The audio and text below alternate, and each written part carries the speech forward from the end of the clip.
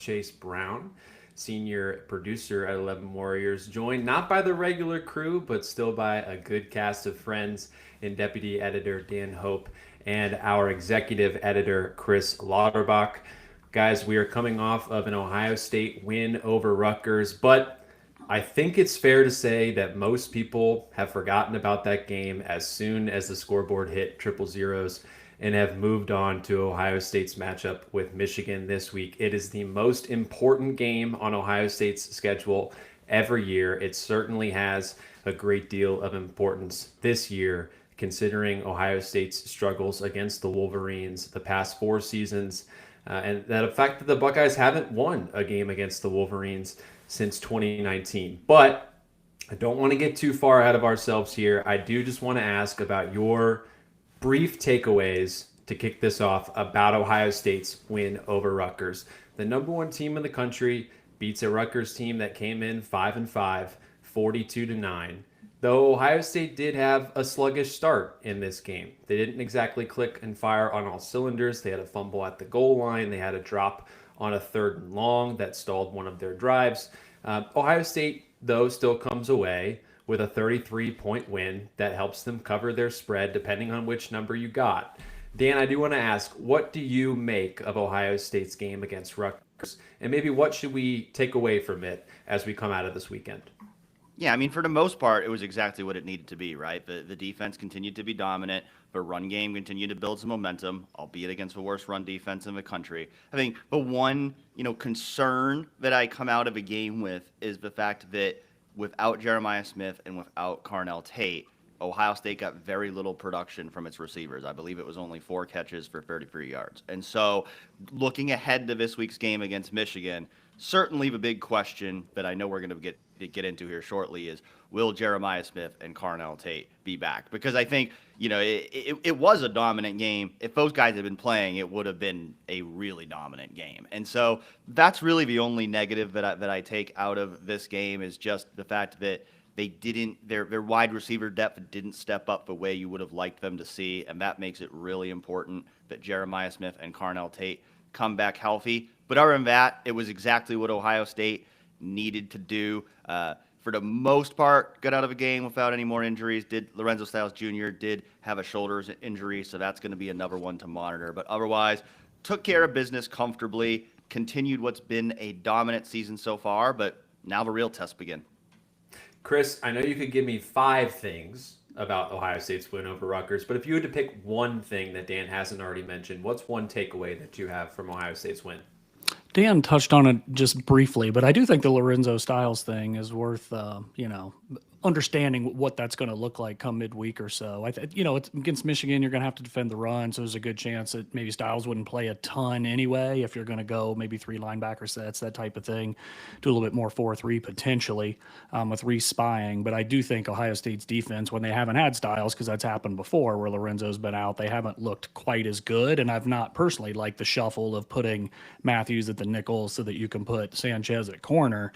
So I do think it was at least notable yesterday that West came in and played, that nickel spot and kept Jermaine, on the corner where he belongs. I like Sanchez. I think he's going to be really good eventually, but I don't know that I think he's played pretty good for a freshman. I don't know if he's played all that great when he's had his opportunities this year. So, maybe in 3rd down situations, things like that next week, if Lorenzo can't go, I guess I do think it's worth monitoring what he looks like throughout the course of the week and just, how Ohio State might respond with personnel that looks a little more similar to Rutgers than maybe what it looked like in some of the earlier contests this year.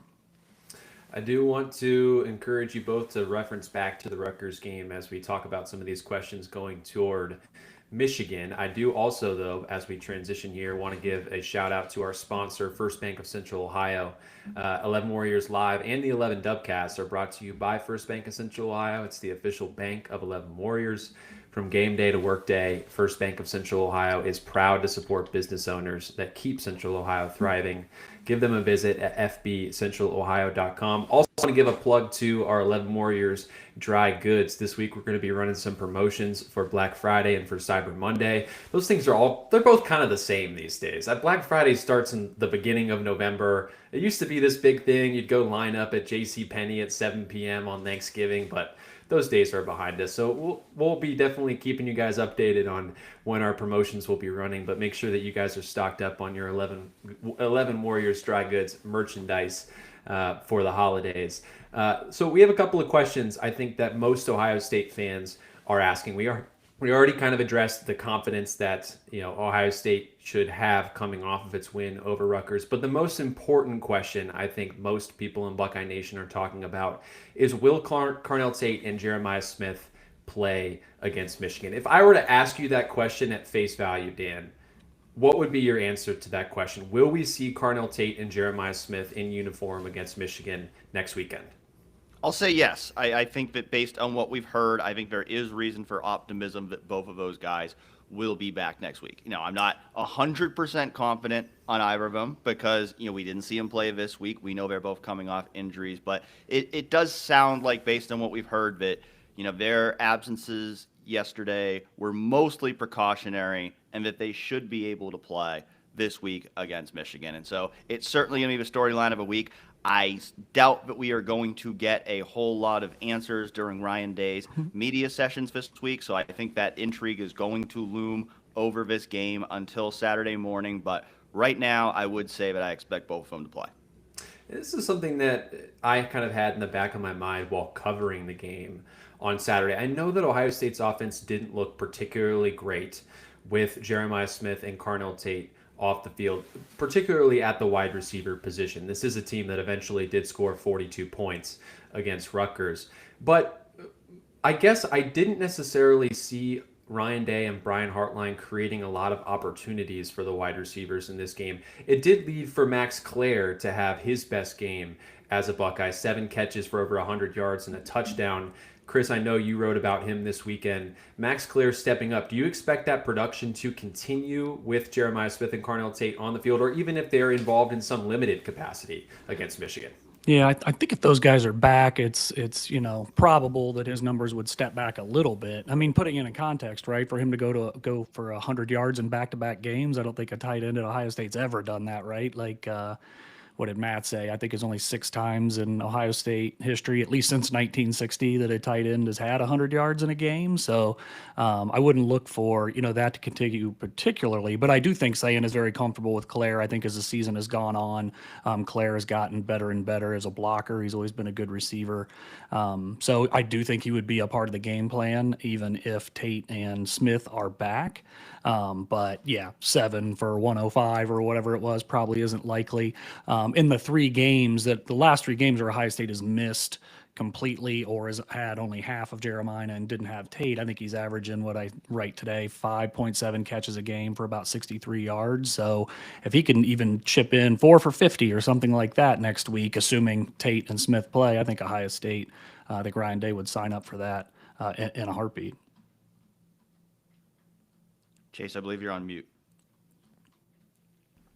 Thank you very much. I've been muting back and forth, maybe hearing a little bit of feedback on my end. But I do think that Ohio State's offense lacked considerably without Jeremiah Smith and Carnell Tate on the field. But for me, I kind of expected that a little bit. This is a duo that is not only, in many minds, the best wide receiver duo in college football. This is a duo that Ohio State fans, at least readers of our website, voted as the best Ohio State wide receiver duo in recent history. When we're talking about duos of Marvin Harrison Jr. and Emeka Egbuka, we're talking about Garrett Wilson and Chris Olave, and the list going on. This is an impact that we might not have seen before from the Ohio State wide receiver position from these two guys. So to not have those two guys available for Julian Sayin on Saturday, I do think that we saw their absence felt considerably more than maybe we would have expected. But also at the same time, was it unfair for us to expect that Ohio State's offense was going to fire on all cylinders with those guys out? And then you have an elevation of Brandon Inniss, Bryson Rogers. David Adolph saw more action in this game than Mylan Graham did. Dan, was it maybe our expectations coming in that should have been changed? Or should we expect that Ohio State's wide receiver room, regardless of those two guys and their presence, should still make an impact in this game? Unquestionably, when you don't have who, in my opinion, are the 2 best wide receivers in college football. There's certainly a couple other guys, Jordan Tyson, Mekhi Lemon, you can throw in that conversation. But when you don't have those 2 guys out there, unquestionably there's going to be some drop off to the next guys. I do think the drop off that we've seen the last couple weeks from those two to everyone else is a little bit bigger than I predicted. And I think with the amount of talent that Brian Hartline has recruited into that room, you'd like to see a little bit more from guys like Brandon Ennis, Bryson Rogers, Mylan Graham. Quincy Porter was hurt yesterday, so that had an impact. But I do think it's been disappointing the last couple weeks that we haven't seen really any of those guys take that big step and prove that they can make up for it when Jeremiah and Carnell are off the field. But, you look again at the overall day on offense. I mean, they had well over 400 yards of offense. They scored 42 points. You had talked about it to me in the press box during the game. They probably should have had 49 points because they fumbled the ball at the 1 yard line. And so, I've talked about this a lot over the years. I think a lot of times the narratives of Ohio State games, particularly games against inferior opponents, get written in the first and second quarter. And if Ohio State gets off to a slow start, it doesn't matter how dominant they are in the second half. That's what sticks in everyone's mind. So, I know our score prediction as a staff going into the game was 42-10, and the game ended up being 42-9. So it's people are underwhelmed by the game, and it was it ended up being pretty much exactly what we thought it was going to be. Maybe it took a little bit more in the second half, whereas I think a lot of us probably expected more like a 28-7 scoreline at halftime and then kind of power down. So I think that's where some of that comes from. But in the end, like you said before, Ohio State still covered the spread. Ohio State still put up big numbers on offense. And so I think unquestionably the passing game has taken a big step back without those two guys for the last 2 weeks, and that's to be expected because they're both elite players. But overall, Ohio State still had a good performance. Yeah, and Ohio State particularly shined on the ground in this game. When you look at Ohio State's rushing numbers, Bo Jackson led the way, 19 carries for 110 yards and 2 scores. James Peoples only had 3 carries in this game. He had a 49-yard touchdown. It was one of Ohio State's most explosive touchdown runs of the season. Isaiah West had 8 carries for 48 yards, and Lincoln Keenholz had some pop in the run game as a backup to Julian Sand. Could talk a little bit too. It doesn't have to be a conversation that we have here now, but Lincoln Keenholz played a lot more frequently than I expected in this game. Ohio State used him in a little bit of a strange way, kind of having him come in and then Julian Sand bounce back in the game. I would have expected there to be a little bit more of a clean split between those two guys, but Keenholz came in the game and spelled Sand in some different ways. Lastly, C.J. Donaldson had 3 carries for 8 yards and a touchdown.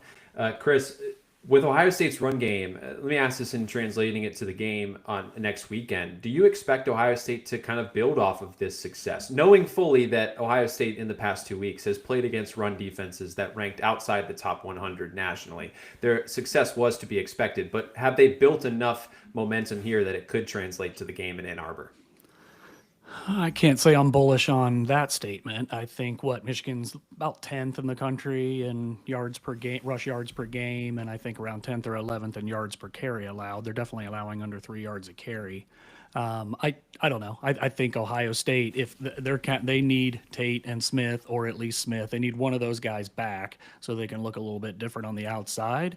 As of now, it looks like weather is going to be dry up there. Haven't seen that it's going to be a monsoon or crazy wind or anything like that. So I think there's probably a better chance that Ohio State would, be better served to use the pass to set up the run. Don't think Michigan, can totally shut down Ohio State's run game. Maybe if they 1,000% sell out to do it.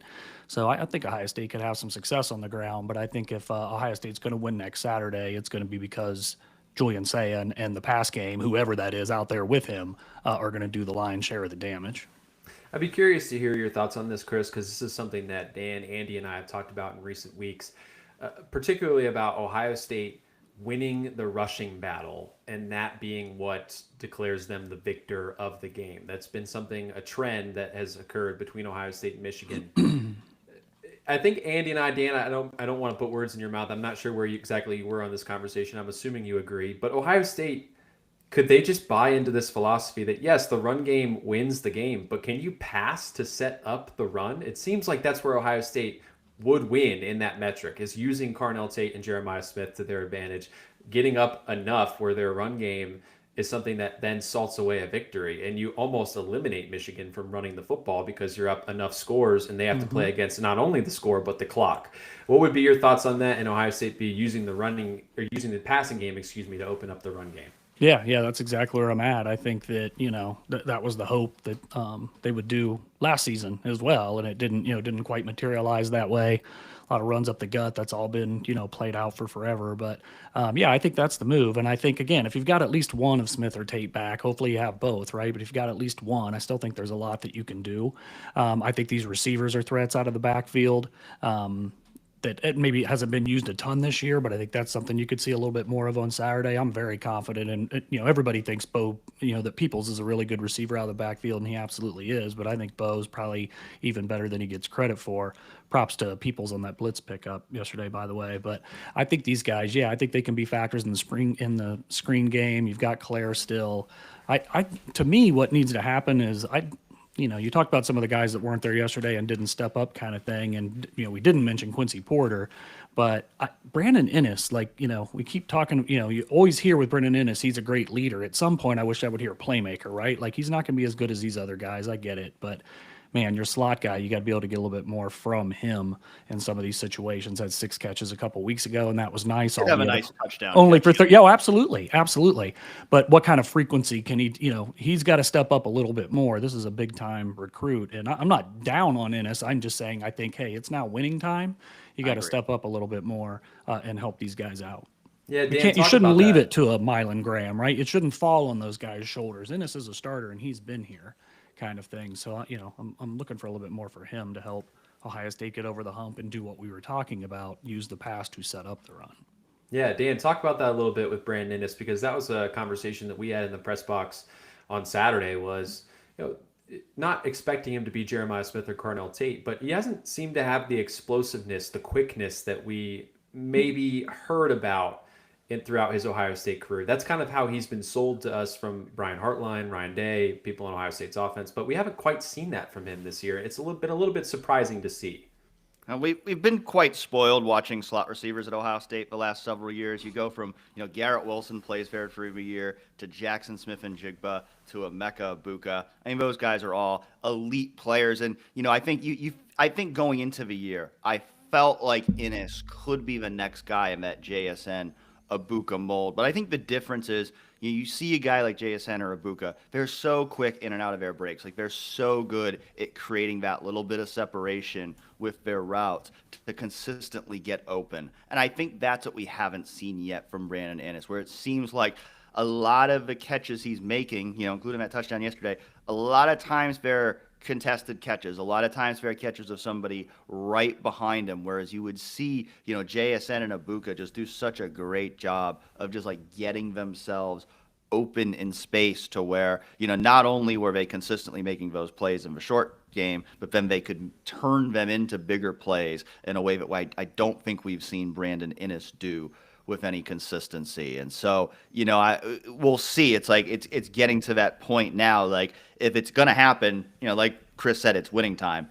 Now is the time. Like, if he's gonna step up, now is the time to do it. And so, we'll see. If he can be that guy, or if somebody can be that guy for Ohio State down the stretch. I mean, you think back to, times in the past, you think of like a Chris Olave. He has his breakthrough performance in the Michigan game and takes off from there. Can somebody be that Chris Olave for Ohio State down the stretch this year and step up as another playmaker in the passing game? As good as Jeremiah and Carnell are, it would go a long way if someone else in that receiving corps can show something here in the biggest games of the year.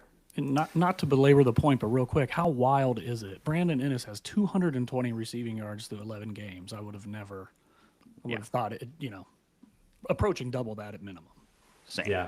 Yeah. With Ohio State's third receiver, they're obviously not going to have the same production as the top two, but we had Carnell Tate last year. Even Julian Fleming the year before had decent numbers. I believe he had over 500 receiving yards in that season and probably over 5 touchdowns on the year. I could be wrong about that number specifically, but it was certainly enough production that you felt comfortable about him being the third guy, even with a player like Carnell Tate waiting in the wings. But let's talk about Ohio State's defense. It is a historic unit. We've talked about it all year. We talk about the word generational a lot these days, but it does seem like Ohio State has continued to live up to its billing with that term, with that characterization. Ohio State's defense, and Chris, you had some of these numbers in five things. You read them off, and it's amazing. They had 147 total yards allowed against Rutgers. It's the seventh time in 11 games that Ohio State's defense has held its opponent under 200 yards. They had 66 rushing yards allowed. It's a 10th straight game that the defense has held the opponent under 100 yards. 81 passing yards allowed. That's the fifth time this season it's been under 100. And 10 completions allowed are the second fewest. Against Wisconsin was the only number that was lower. That was 7. And at that time, Wisconsin was playing a quarterback that we all know could not hang with Ohio State's defense. So with Ohio State's defense, do we see that then, this historic pace translating to the Michigan game? This is a Michigan team that ranks 54th in the country as a scoring offense at 29.3 a game, and number 38 in the country in total offense at just over 420 yards a game. Dan, is Ohio State's defense going to continue holding up its end of the bargain in Ann Arbor next weekend? I think they will. I mean, I think the thing that's like has to be reinforced is the defense did last year too. Like last year, the defense did what it was supposed to do, and it was the offense and the special teams that weren't able to come through. And so I certainly have a lot of confidence in this defense because of those numbers you just outlined, how consistent they've been week in and week out. This defense shows up and it plays great football. So, the Lorenzo Styles Jr. injury will be something to monitor, but just as good as this defense has been at all three levels this year, I'd be really surprised if they don't show up and play great football. They just need a lot more help from the offense than the defense got a year ago. Chris, what about you? What would you say to that question? Yeah, I think Ohio State's defense is ready. I think even with Jeremiah and Tate, the defense is the strength of this football team. I think in this kind of environment, this is, talked about earlier, it's winning time. I think, especially the type of offense Michigan is bringing to the table, they want to run the ball. We'll see. And Underwood's obviously a really talented guy, but he hasn't proven to be an elite passer to this point. You're looking for tight ends, that kind of thing. Not necessarily an explosive offense, certainly not in the pass game. I think that plays into what Ohio State likes to do. I think Underwood likes to run and scramble a little bit. I think Arvell Reese is the best spy in college football if you need him to be. So I think, I would be surprised. I think a lot would have to go wrong for, Michigan to score more than 14, but definitely more than like 20, right? So to me, it's like if Ohio State can get to 21, they should feel really, really, really good about their chances of winning this game, and that, hey, it might only even take 17. Yeah, to Chris's point, Michigan ranks 101st in the nation passing, and then 10th rushing at 223 yards per game. I believe Sharon Moore, he hadn't confirmed it explicitly, but I believe he said that Justice Haynes is not going to play in this game. He had said that he was effectively done for the year. They do have a powerful running game, though, still with Jordan Marshall behind him. And then Bryce Underwood has that willingness to run. Is it simply just Ohio State neutralizes the run game that then gives them the advantage to beat the Wolverines in Ann Arbor? I know there's much more complexity to that, but to me, it kind of feels like they just shove 8 guys in the box and dare Bryce Underwood to beat them with his arm. Is it that simple, or is there going to be more that Ohio State needs to do, Dan, to come out with a win? Well, it is worth noting, first of all, that Jordan Marshall did not play yesterday. He injured his shoulder in Michigan's previous game against Northwestern. Now, Sharon Moore did say last week he thought Jordan Marshall would be back for the Ohio State game, but wasn't 100% certain. We'll see if we get a clear answer from him on that when he has his press conference tomorrow. The running back who played in his place, Bryson Kudzal, a former walk-on, he actually had a really good game yesterday, had over 100 yards, and so he's a guy to watch as well. I do think in regards to the passing game, I do think it's worth noting that Andrew Marsh is somebody who's really come along for them of late, 5-star wide receiver. You look at his numbers down the stretch, he has been pretty explosive for them at the receiver position in the second half of the season. So I do think that he's somebody that Ohio State needs to be aware of in the passing game. He's somebody who can be an X factor for Michigan in the receiving game. Bryce Underwood, like Chris said, he's been pretty inconsistent. I think the tools are there for him to be a really good passer. He's been inconsistent. But, the thing we've seen in recent years of this game is, Michigan's offense, for whatever questions it seems to have, it always seems like those guys play their best in this game. So I think, for Ohio State's defense, they have to play their best football. And I do think, like, from my perspective, I don't know, but I would look at it and say 17, Ohio State's going to win the game. I think Ohio State's got to be comfortably somewhere in the mid-20s if they're going to feel good about winning this game. Because I just think a game like this, we've seen other years where on paper Michigan should only score a couple times, and they end up scoring more than you think. So I do think personally going into this game, I think Ohio State's defense is going to play well, but I do think Ohio State needs a good day on offense. Like I think probably somewhere in the mid-20s wins this game. There's kind of it's been an interesting development. Dan and I have talked about it a few times over the weeks, where Arvell Reese is getting all this attention on defense for Ohio State, and rightfully so. The tools that he has, they translate very well to the next level. I do have some questions about whether or not he would be effective as a full-time edge rusher versus an outside linebacker with his size and with his experience at the position. But he is somebody that is certainly a game wrecker. However, over the past 3 weeks, he is only combined for 5 tackles. He has 1 tackle against Purdue, 3 against UCLA, 1 against Rutgers. He hasn't been one of the stars of Ohio State's defense.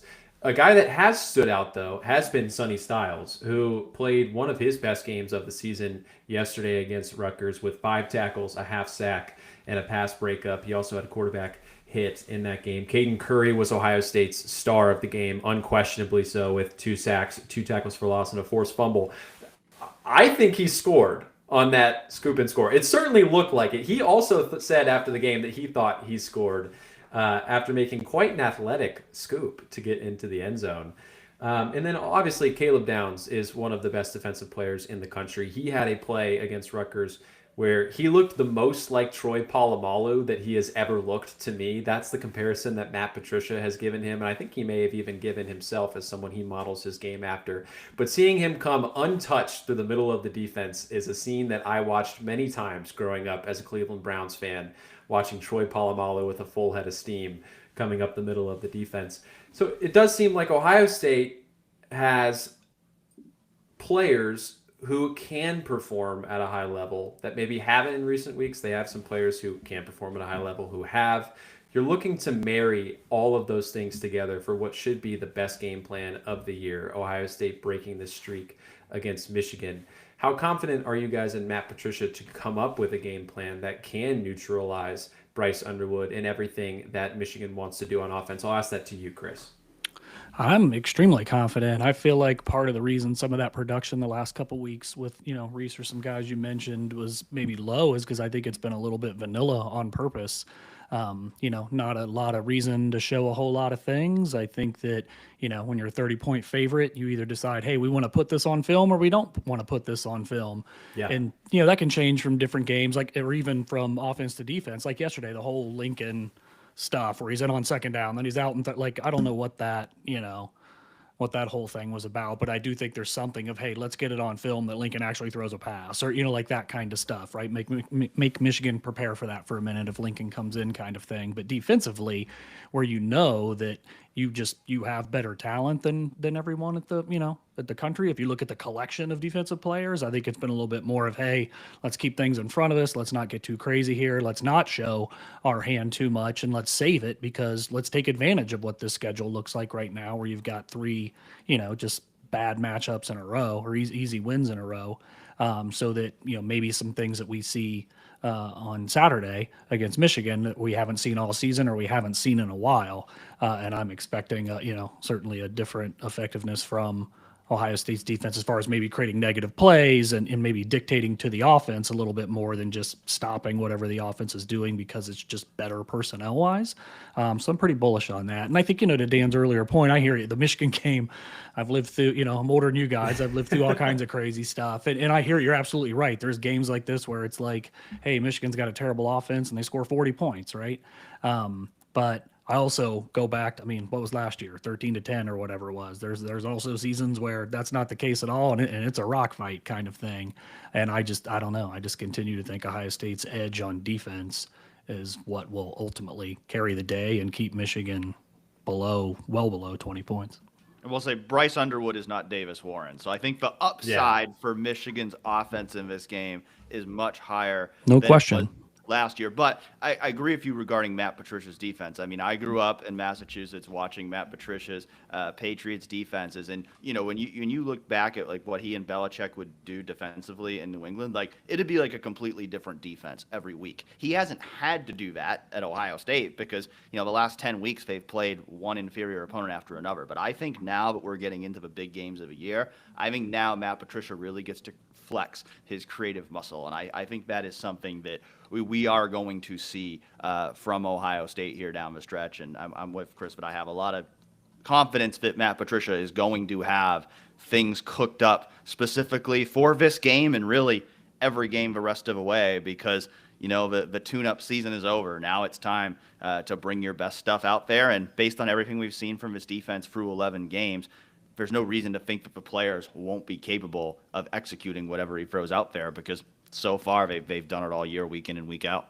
Yeah.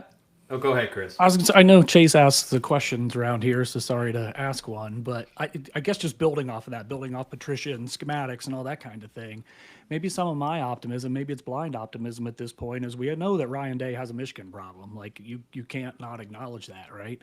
Had the better team on paper a lot of years and has come out on the short end. But this year, just the way he's kind of prepared for everything so far, the way he's managed, roster load management and even little things like moving the band coming to practice up in the season. I don't know. I just sense there's something different there.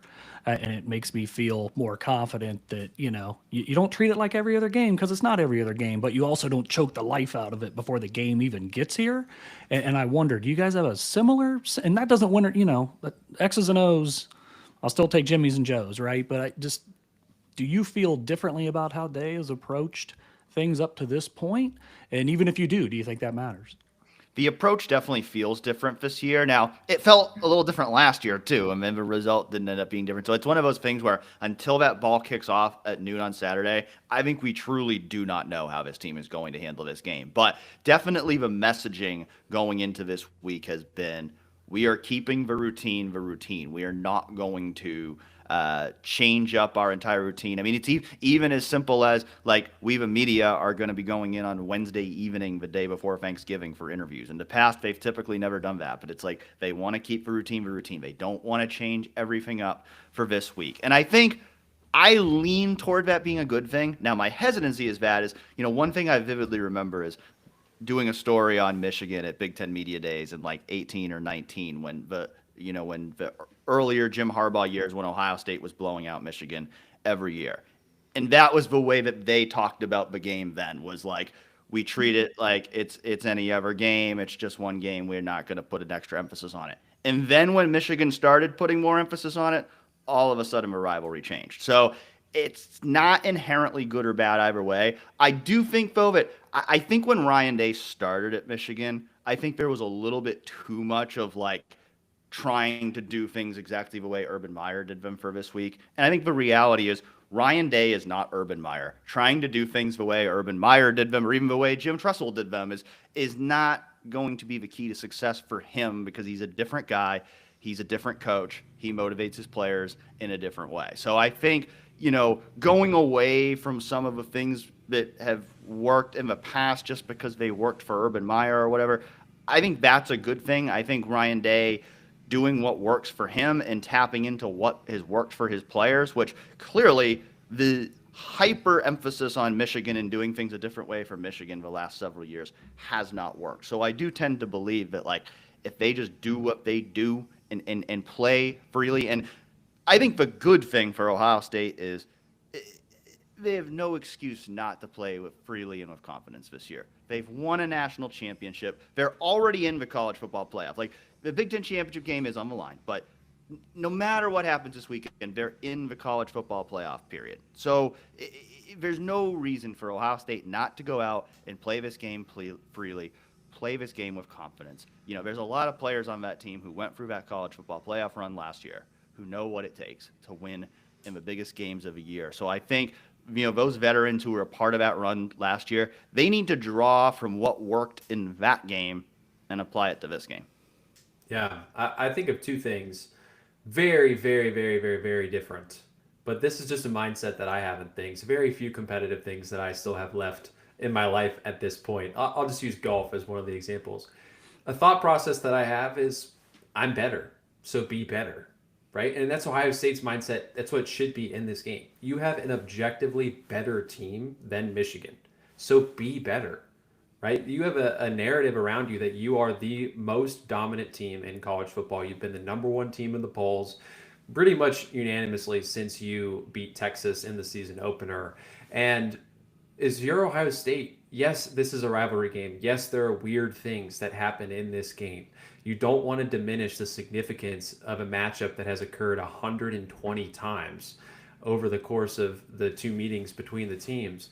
But also, if you look at this matchup on paper, Ohio State is clearly the better team. And Ohio State, if they play with that mindset that they are the better team, I don't think that this game should be close. There is the rivalry that comes into it, which makes us a little bit anxious about everything that Ohio State did against Rutgers, everything they've been doing for the past 12 weeks to get to this point. But for me, it's a matter of, is Ohio State the better team? Yes. So they need to play like the better team. And I do want to circle back to just one more thing on Matt Patricia. I guess two more things. Ohio State, when they played Texas in the season opener, there was a lot of discussion about the way that Matt Patricia confused Arch Manning in that first matchup. Now, Arch Manning hasn't turned out to be near the quarterback that everyone expected him to be in the preseason, but you can still say that he was clearly seeing ghosts a little bit with the way that Matt Patricia was running circles around him in the season opener. And I think that comes from two things. There was an appearance that he made on Julian Edelman's podcast like last February or March, maybe. Actually, probably January, February, before he was hired by Ohio State.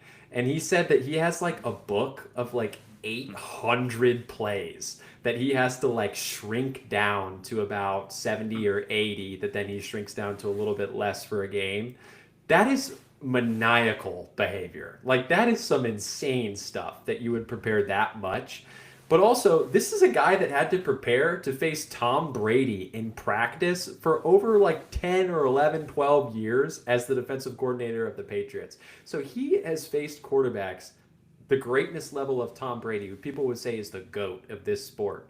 And now he has to prepare an entire week, and he's probably been preparing a little bit more in the background for a freshman that is struggling to be a dual threat player for the Wolverines. So that gives me a lot of confidence in Matt Patricia's ability to create a game plan for Michigan that is able to neutralize some of the things that they want to do on offense.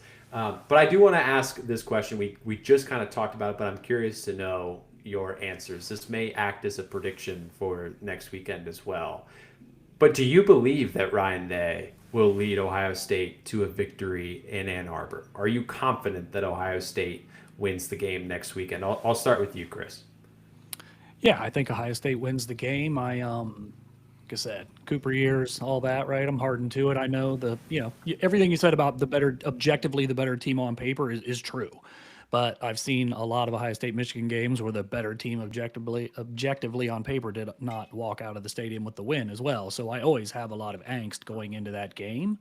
I guess just at the end of the day, if I could have the number one defense in the country or the number one offense in the country going into that game, give me the defense. And I just like the way Ohio State is set up in this game because it does have the best defense in the country, and it is, essentially healthy. Again, I was the one that brought up the Lorenzo style stuff. That worries me a little bit. It would worry me more if this was a game indoors on turf against a quarterback that, was throwing the ball all over the yard all season. But, just given the strength of Ohio State's defense and my belief that at least one, if not both of Ohio State's receivers will be back, I feel like it'll be enough. I'm not calling blowout. I think the defense is going to hold Michigan down, but I don't think Ohio State's offense is going to score 40 points either. But at this moment, sitting here Sunday at, 12:40 or whatever it is, I just feel like, man, so many things have gone wrong in this game over the last couple years that at some point that tide turns, and hey, no better time than Saturday in Ann Arbor. Dan, what about you? What would you say? I'll put my confidence level at 60%. I think that on paper, Ohio State should win this game, but they haven't won this game in 4 years. It is Warts and all, this is the best team that Ohio State has faced since the season opener against Texas, a game they won by 7 points. It's on the road. It's a tough place to play. And that whole psychological element of it is the part that's so hard to predict. We could all sit here and say, yeah, the defense should be able to stop Michigan. Should. There's tons of evidence to suggest that's the case. We don't know exactly what the health of Jeremiah Smith and Carnell Tate are going to be, but if they're healthy and if Ohio State commits to throwing the ball, you'd think Ohio State should be able to make some plays. It's that psychological element of this game, the one that has seemingly tripped Ohio State up for 4 years now, that we just don't know about. So I'll say I'm at 60%. I think Ohio State wins this game. I will predict Ohio State to win this game, but to say that I'll be going into the Big House on Saturday with the utmost confidence that Ohio State wins this game, I'll be lying, because I've seen what's happened the last 4 years, and it's kind of like before Harbaugh turned the tide. It was like you had to see him do it to believe it. It's now the shoe's kind of now on the other foot with Ohio State, where it's like I have to see them actually go and win the game before I really believe it. For me, it's a full disclosure. Before I started working for 11 Warriors, I actually have Buckeye in my blood, right? So I've grown up watching this rivalry for all my life, and I've grown up in a period where Ohio State didn't lose to Michigan. The only time that I can remember before starting to cover this team, unfortunately for my circumstances, Ohio State is 0-4 since I've started covering this team. So I haven't had many happy weeks. I told him the other day, Chris, if they lose this one, Jason might be having a conversation with me. But 2011 is the only time that I can remember Ohio State losing to Michigan, and that came amid so much turmoil for the program as a result of Tattoo-gate. Outside of that, I don't remember an Ohio State loss to Michigan. And maybe it's this tortured Browns fan that's a part of me, where every Sunday I wake up hopeful that the Browns are going to turn it around and are going to win. But I don't wake up the week of Ohio State playing Michigan and expect Ohio State to lose to Michigan. That's just not how I grew up. I go back to some form of my old self, where I grew up expecting Ohio State to dominate Michigan in every facet of the game, in all three phases. And I watched a coach in Jim Tressel who knew how to beat Michigan. I watched a coach in Urban Meyer who knew how to beat Michigan. And Ryan Day had that win over Michigan in his first season. That 2020 game gets canceled by COVID. And now it's been a dark time for the history of Ohio State football and this rivalry. But I'm confident at some point, knowing what I know to be true about Ryan Day, and that he is adaptable and that he finds ways to improve his program both through schematics and both through coaching staff hires, that eventually change is going to come for the Buckeyes in this game. And so if I had to pick it now, I would pick an Ohio State win. I'm still indecisive about what I think the score would be, but I think that Ohio State has all the tools necessary to win. And if it can get out of its own way, I think this is a game that the Buckeyes should feel confident, going into Ann Arbor and coming out with a win. We're at about 43 minutes, so we have some time now to answer our fan questions. We'll start with the forum. We had some of our readers get in questions early, but I will encourage anyone that's watching on YouTube and on Facebook to submit questions that we can read live. Chris, I'm going to ask this question to you. This comes from BuckDoc74, this comes from Briah, that it has been exactly 750 days since Ohio State drew a holding penalty in a Big Ten game. With only that team up north and possibly the Big Ten championship game remaining, do you think we'll see the counter reset, or do you think it'll surpass 1,000 days since the next opportunity? Man, that's a tough. I'll play the odds and say that they will be the benefactor of a holding call. I don't know if it'll be Saturday, but between Saturday and the Big Ten championship game, I'm going to go on a limb and say, there'll be one, not more than one, but one holding call on either Michigan or Indiana should they get there. I'll take the opposite. I'll say that the counter keeps going into next year, but for whatever reason, officials seem to have a blind spot toward calling holding against opposing offenses against Ohio State. So I'll say the streak continues into next year. On the flip side, how confident are you both that Ohio State's going to be able to get after the quarterback on Saturday to get to Bryce Underwood by sack or by tackle for loss if he decides to tuck that ball and run? I think they should be able to. I mean, I think, the way Caden Curry's playing, another fantastic game by him yesterday, really encouraging. I think we've seen Kenyatta Jackson get better and better as the year goes along and really start to look like that player that he was being hyped to be going into the year. As Chris mentioned, I think we're going to see more exotic stuff with the defensive fronts, more things to try to confuse Arch Manning. Certainly, Arvell Reese, I think, is that X factor of a guy that you can do so many creative things with. Sonny Styles as well, having that blitzing ability as well. So I do think that we will see Ohio State get pressure on the quarterback in this game. It was encouraging for me to see, I mentioned it earlier, that Caleb Downs was used as a weapon and attacking the quarterback. That seems like something Ohio State, not that they've been hesitant to do it, but it definitely has been something they haven't put a lot of on tape for opponents to see.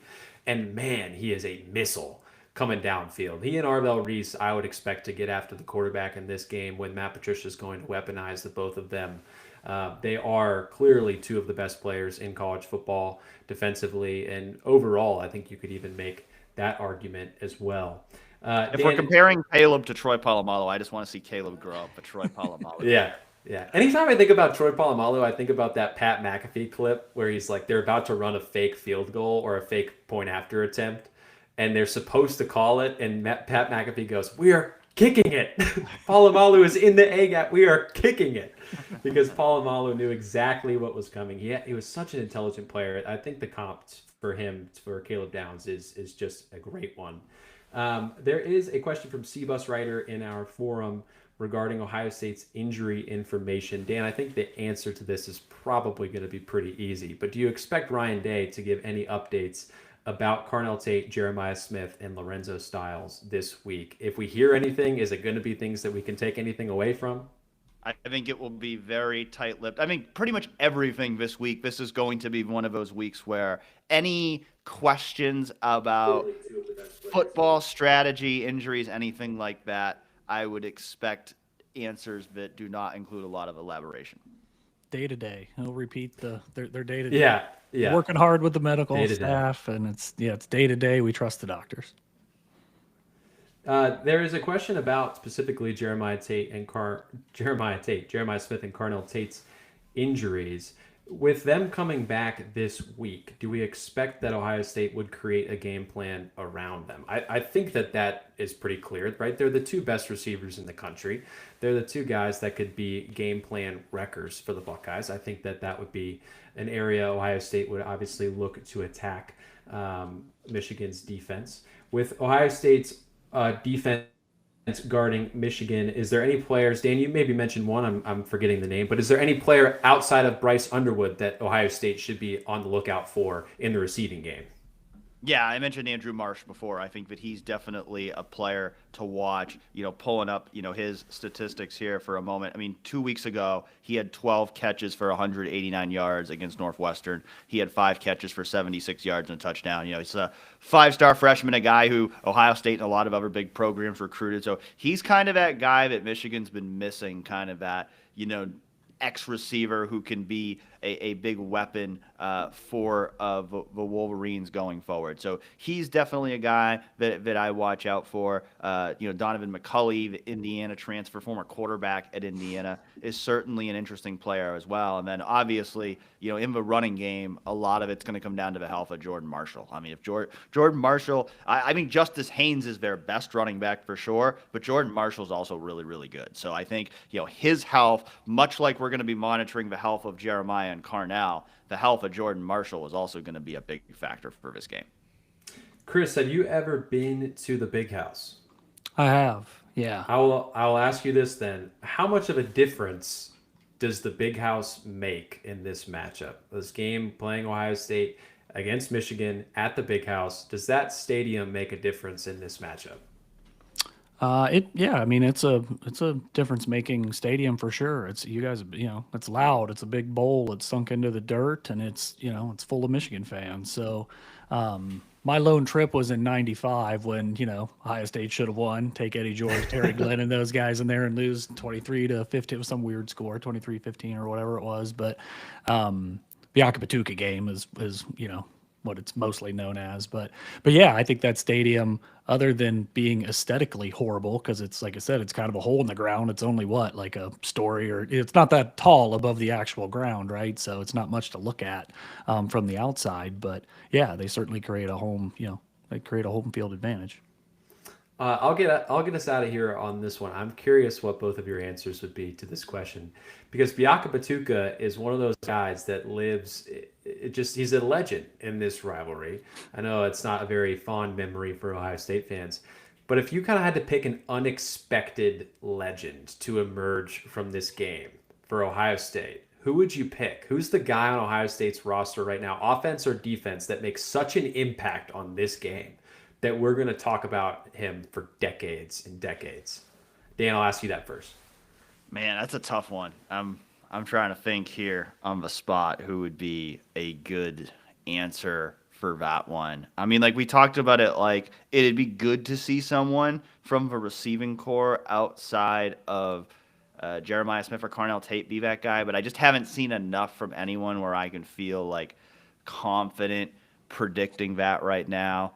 Bo Jackson's probably past the point of where he would be like that unexpected guy with how good he's been. So, I kind of think about, who's maybe a guy that's been like overshadowed a little bit on defense who could be kind of that difference maker in this game. I'm going to go Jalen McClain. I'll say Jalen. I knew you were going to say it. You're building up to it because that's what I had in my mind the whole time was Jalen McClain. He's just been he's been one of those guys who's just been really, really solid all year. It's probably been overshadowed a little bit, like outside of Ohio State circles by guys like Arvell Reese, Sonny Styles, all the star power on his defense. But he's just a guy who's quietly been really, really good, and I think he's got those ball skills, those big hitting abilities, where he could be that guy who makes a big play in this game for Ohio State's defense that really raises his profile. So I'll go Jalen McClain. I think that's a great one. I was obviously I do because I was going to say the same thing, but I was also because I do feel like Michigan looking for tight ends, looking down the seam.